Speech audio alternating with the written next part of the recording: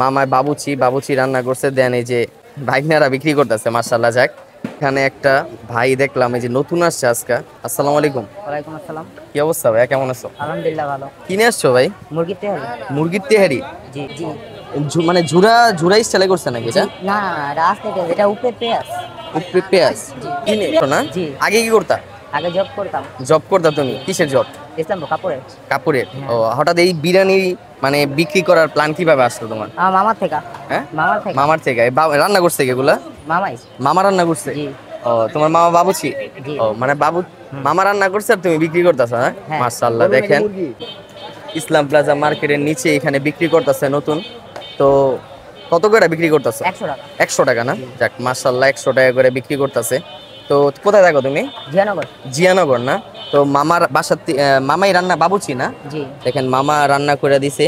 মুরগি কয় পিস দিবা? মুরগি 4 পিস। 4 পিস না? একটা 12 তো দেখি। মুরগি ভাই।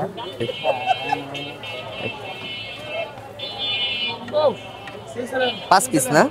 4-5 পিস। যাক মাশাআল্লাহ, দেখেন কত সুন্দরভাবে প্যাকেজটা রেডি করতেছে। 100 টাকা।